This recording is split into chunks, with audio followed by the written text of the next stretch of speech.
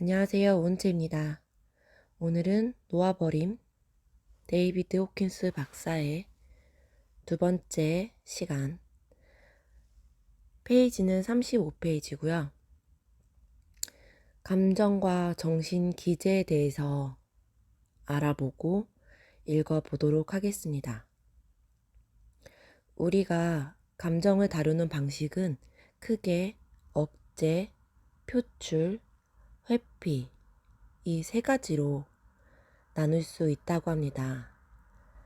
이 세 가지를 하나씩 잘 살펴보시고 내가 어떤 부정적인 감정에 놓여 있고 이것을 어떻게 놓아버릴까 또는 내려놓을까를 한번 생각해 보셨으면 좋겠습니다.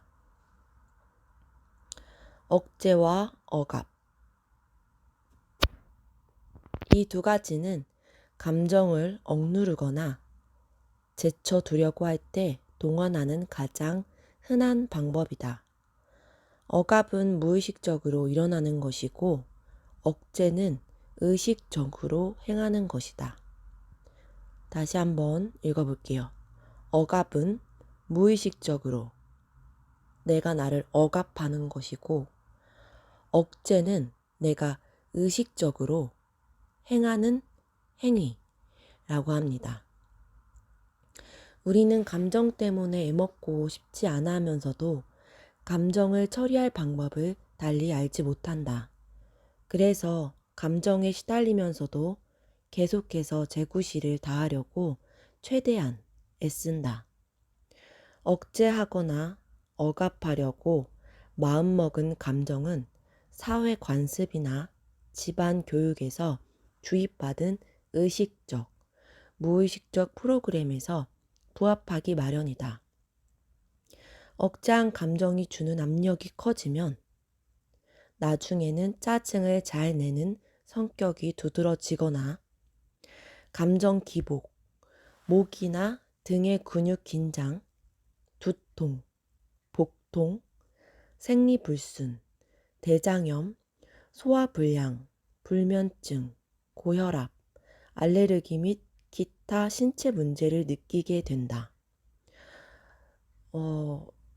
저도 제가 지금 계속 하는 공부들이 몸과 감정이 굉장히 연관이 깊다고 생각되기 때문에 계속해서 이런 책들을 많이 보게 되는 것 같은데요. 이 책에서 아주 잘 나와 있는 것 같아요. 그래서 우리가 무의식적으로 나의 감정을 억제했을 때 감정 기복, 목, 등의 근육 긴장, 두통, 복통, 생리불순, 대장염, 소화불량, 불면증, 고혈압, 알레르기 이런 신체 문제를 겪게 된대요. 그래서 혹시 지금 내가 이런 것들을 겪고 있다면 나의 억제된 감정이 내가 억제한 무의식 중에 억제한 감정이 무엇인지 한번 잘 살펴보셨으면 좋겠습니다. 어떤 감정을 억압하는 것은 그 감정에 대한 죄책감과 공포가 너무 커 의식적으로 절대 느끼지 않으려고 하는 것이다. 그러니까 이거는 진짜로 내가 느끼지 않으려고 하는 것. 이것이 억압이라고 합니다. 우리는 그런 감정이 생겨날 조짐이 보이면 그 감정을 무의식에 곧바로 쳐넣는다. 그런 다음 다시는 자각하지 않으려고 다채로운 방법을 동원해 감정을 다룬다. 억압한 감정을 유지하기 위해 마음이 사용하는 기제 중에서는 아마도 부인과 투사가 가장 널리 알려진 수단일 것이다. 이 둘은 짝을 이루어 서로를 강화하기 때문에 부인은 정서와 성숙 면에서 큰 장애를 일으킨다. 또 부인에는 투사 기제가 을에 뒤따라온다. 죄책감과 공포 때문에 충동이나 감정을 억압하고는 그런 것이 내면에 존재한다는 사실을 부인한다. 스스로 충동이나 감정을 느끼는 대신 세상과 주변 사람들에게 덮어 씌우는 투사를 한다. 그러고는 그런 감정이 그들의 것인 양 느낀다. 이제 그들은 적이 되며 마음은 투사를 강화하기 위해 정당한 이유를 찾는다. 사람, 장소, 기관, 음식, 기후, 별자리, 사회 여건, 운명, 신, 운, 악마, 외국인, 민족, 정치적 경쟁자 등 외부의 대상을 탓한다. 투사는 현대사회에서 두루 쓰이는 주요 기제다. 전쟁, 분쟁, 폭동은 모두 투사에서 비롯한다. 심지어 좋은 시민이 되려면 적을 증오해야 한다고 부추기기도 한다. 우리는 자존감을 유지하기 위해 다른 사람들을 희생시키며 이는 결국 사회 붕괴를 초래한다. 공격, 침략 등의 사회적 파괴는 모두 투사 기제를 바탕으로 한다.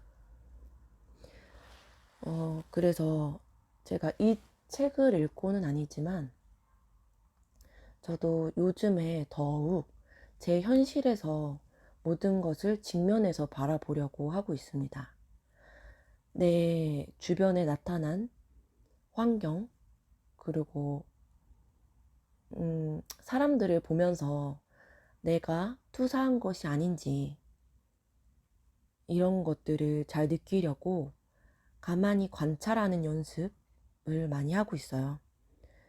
그래서 여러분들도 지금 이 오디오를 들으시는 분들도 내 주변에 계속 안 좋은 일들이 많이 일어난다면 나를 좀 많이 되돌아보시는 시간을 가지면 어떨까.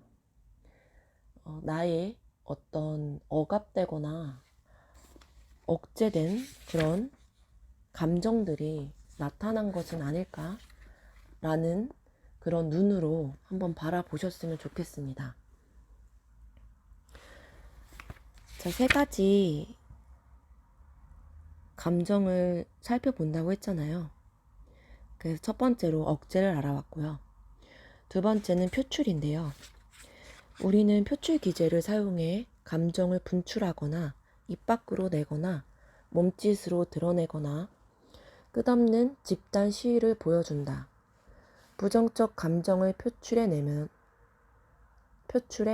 내면의 압력을 내보내고 그러고 나면 억제할 수 있는 만큼만 남는다. 이 점을 이해하는 것이 아주 중요하다. 오늘날의 사회에는 감정을 표출하고 나면 감정에서 자유로워진다고 믿는 사람들이 많기 때문이다. 실제로는 정반대다. 그 이유를 꼽자면 첫째, 어떤 감정을 표출하면 그 감정은 증식되면서 더 큰 에너지를 얻는 경향이 있다. 둘째, 그 감정을 표출한 까닭에 나머지 감정을 알아차릴 수 없도록 억제되고 만다.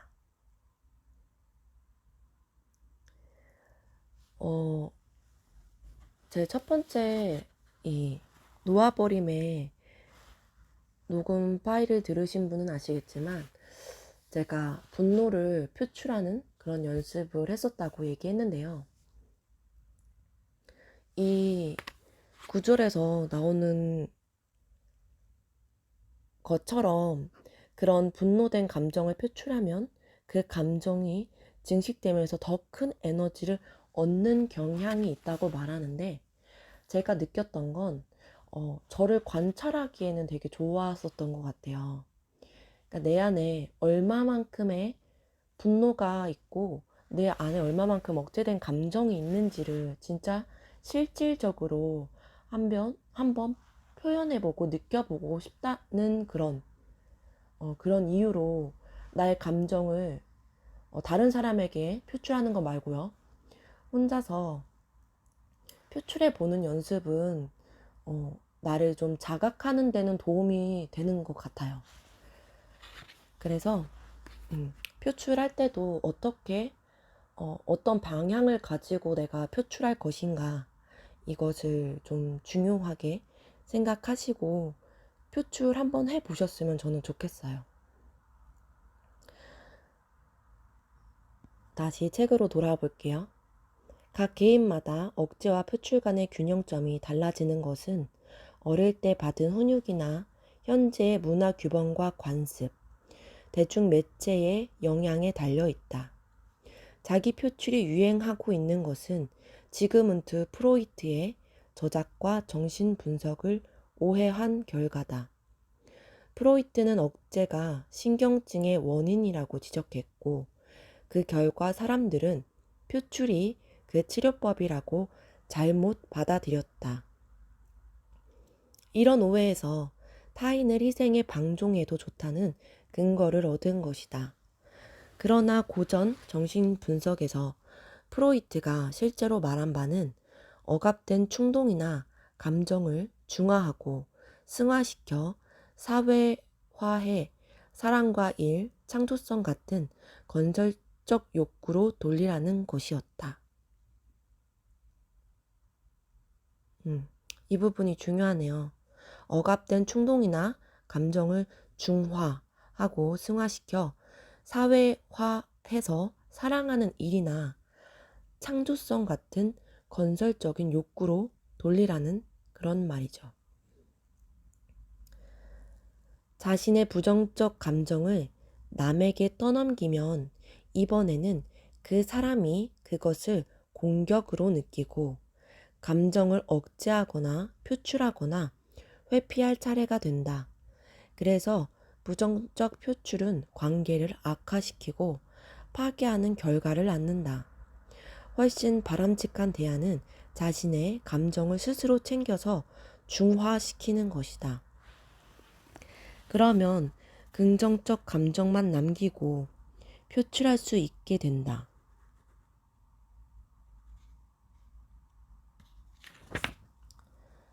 자, 다음은 감정의 세 번째, 회피. 회피는 주의를 다른 데로 돌림으로써 감정에서 벗어나는 기제다. 회피는 연애 사업과 주류 사업을 바치는 근간인 동시에 일 중독자가 택하는 길이기도 하다.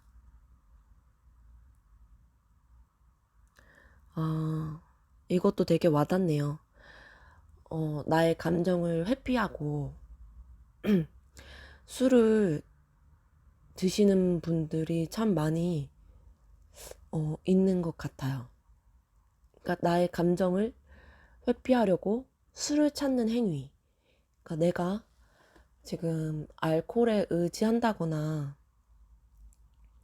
다른 것에 의지하고 있다면 나의 감정을 회피하는 기제가 있는 것이 아닌가. 이것도 살펴보면 좋겠네요.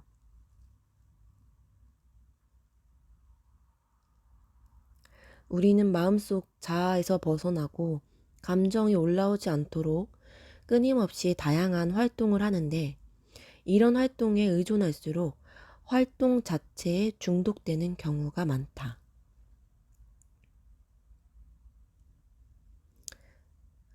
이것은 저도 이랬던 경험이 있어서 굉장히 많이 공감이 됩니다.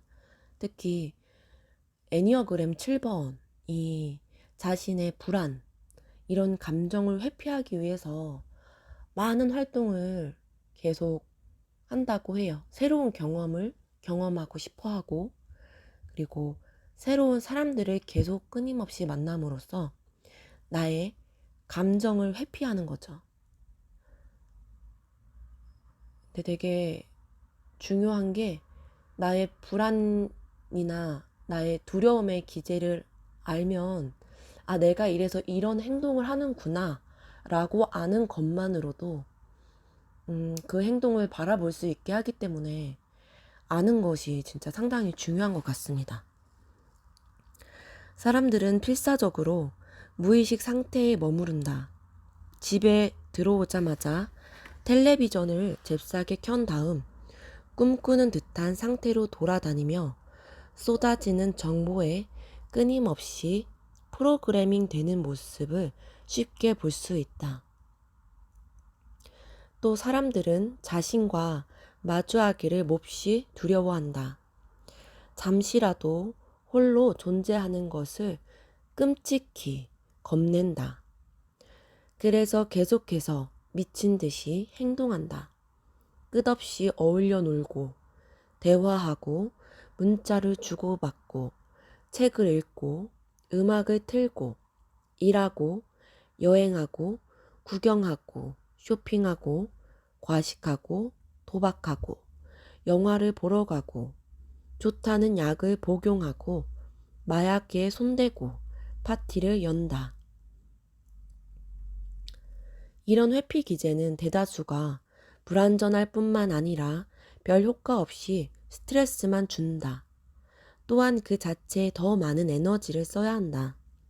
억제하고 억압한 감정에서 오는 압박을 낮추려면 어마어마한 에너지가 필요하다. 결국 갈수록 자각을 잃고 성장하지 못한다. 창조성과 에너지를 잃는다. 타인에게 참된 관심을 갖지 못한다. 영적 성장이 멈춘다. 끝내는 뭔가 마음이 아프고 병들면서 늙다가 때이른 죽음을 맞이한다. 억압된 감정이 세상에 투사되면 사회 문제와 무질서가 생기고 현 사회를 특징 짓는 이기심과 냉담함이 증폭된다. 무엇보다 개개인이 다른 사람을 진정으로 사랑하고 신뢰할 수 없어 외로움을 느끼고 자기 혐오가 생긴다. 이와 반대로 감정을 놓아버리면 어떤 일이 일어날까? 감정, 이면의 에너지를 즉각 포기하고 항복함으로써 압력이 줄어드는 결과를 얻는다. 즉, 끊임없이 놓아버리면 쌓인 압력이 줄어들기 시작한다. 이렇게 놓아버리면 기분이 즉시 나아진다는 것을 모르는 사람은 없다. 몸의 생리작용에도 변화가 생긴다. 피부색과 호흡, 맥박, 혈압, 근육 긴장도, 위장 기능, 각종 혈중 수치가 눈에 띄게 좋아진다. 마음속 자유를 얻은 상태에서는 모든 신체 기능과 기관이 정상을 되찾고 건강해지는 쪽으로 변화한다. 근력이 곧바로 좋아진다. 시력이 좋아지고 세상과 자신을 보는 눈도 긍정적으로 바뀐다. 보다 행복하고 보다 사랑에 차있고 보다 느긋해진다. 그래서 지금 39페이지까지 우리의 감정과 정신 기제에 대해서 알아봤어요. 우리가 감정을 정리해 볼게요. 우리가 감정을 다루는 방식은 크게 억제, 표출, 회피 이 세 가지로 나눌 수 있는데 억제와 억압 같은 경우는 사회 또는 환경에 대해서 우리가 무의식적이거나 또는 의식적으로 억누른 경우를 얘기합니다. 그래서 이것이 신체 문제로 나타난다고 나와 있었고요. 또 표출에 대해서 나왔는데 표출은 상대방에게 표출하는 것이 아니라 그것을 스스로 자신이 챙겨서 중화시키는 것이 중요하다고 합니다. 그래서 우리가 화가 났다고 상대에게 무작정 퍼부을 것이 아니라 이 감정을 내가 잘 맛보고 중화시켜서 이것을 조금 더 창조적인 그런 일에 에너지를 바꿀 것을 이야기하고 있었고요. 세 번째는 회피. 우리는 감정을 회피하려고 많은 활동들을 한다. 그래서 여러 가지 행동들을 하게 되는데 이것은 우리가 자기 자신과 마주하기를 몹시 두려워하기 때문이다 라고 나와 있었습니다. 그래서 나와 마주하는 시간 그리고 내 감정을 잘 살펴보는 시간이 중요한 것 같습니다.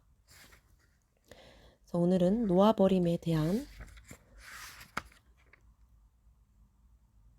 감정과 정신 기제에 대한 부분을 한번 읽어봤고요.